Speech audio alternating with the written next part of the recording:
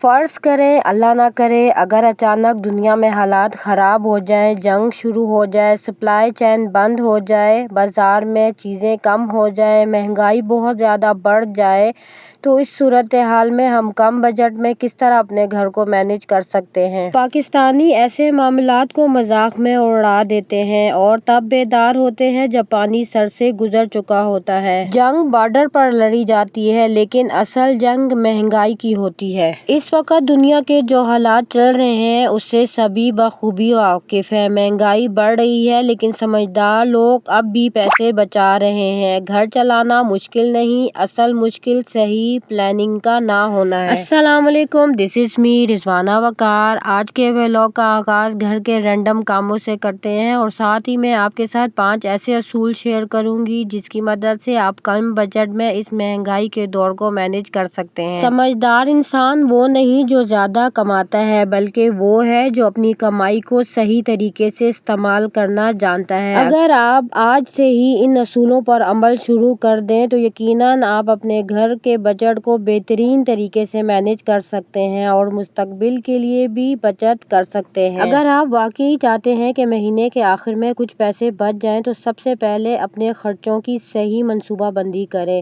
ہر مہینے کی آمدنی کو سامنے رکھ کر ضروری اور غیر ضروری اخراجات الگ کریں۔ سب سے پہلے گھر کے بنیادی خرچے جیسے راشن، بجلی، گیس اور بچوں کی ضروریات کے لیے رقم رکھیں۔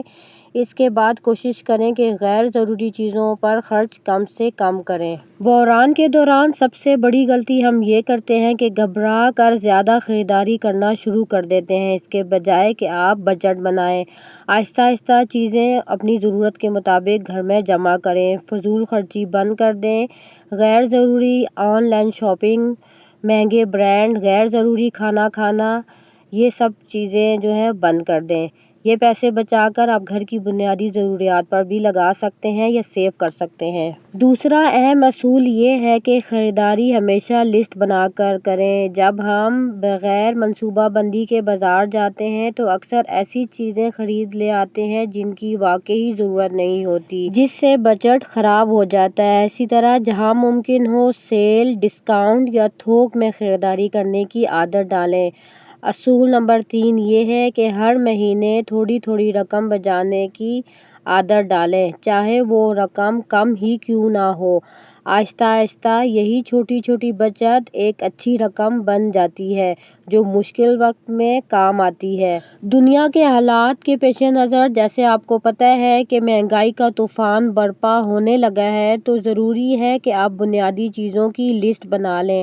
ایسی چیزیں جو جلد خراب نہ ہوں، آسانی سے پک سکیں جیسے آٹا، چاول، دالیں، چنے، خشک دودھ، چینی، نمک، یہ تمام چیزیں کم سے کم 2 یا 4 ہفتے کے لیے گھر میں رکھنا بہتر ہے۔ میرے نزدیک اہم اور ضروری بات یہ بھی ہے کہ کھانا کم کھائیں، کم پکائیں، کھانا ضائع مت کریں۔ کھانا ضائع کرنا اس حالت میں ایسا ہے کہ جیسے آپ اپنے پاؤں پر کلہاڑی مار رہے ہیں۔ پاکستانی عوام کا زیادہ تر خرچہ چائے، پان، گٹکا، نسوار اور سگریٹ پر ہوتا ہے۔ یہ انتہائی فضول خرچی ہے، اس سے بھی آپ اپنے پیسوں کی بچت کر سکتے ہیں۔ اصول نمبر 4 اکثر گھروں میں غیر ضروری خرچ آہستہ آہستہ بجٹ کو خراب کر دیتا ہے، جیسے بلا وجہ بجلی کے بلب جلتے رہنا، پانی کا ضائع ہونا، ایسی چیزیں خرید کر لانا جن کی فوری کوئی ضرورت نہیں ہوتی۔ گھر میں ضرورت سے زیادہ اسٹاف رکھنا، یعنی کوکنگ کے لیے علیحدہ میڈ ہوگی، واشنگ کے لیے ایک علیحدہ، جھاڑو کے لیے علیحدہ، ڈسٹنگ کے لیے کوئی اور آئے گا، مالی چوکیدار وغیرہ۔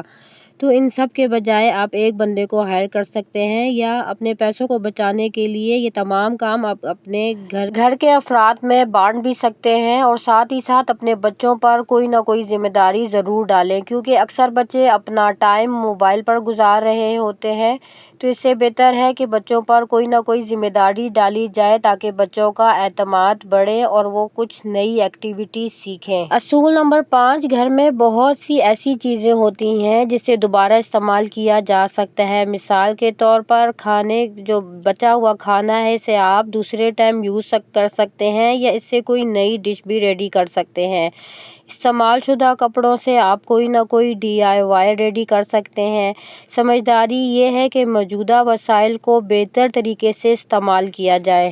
آئی ہوپ آپ کو یہ اصول پسند آئے ہوں گے۔ اگر آپ کو ویڈیو انفارمیٹیو لگے تو انہیں فرینڈ اینڈ فیملی ممبرس کے ساتھ ضرور شیئر کریں۔ ملتے ہیں نیکسٹ اور یونیک ویڈیو میں۔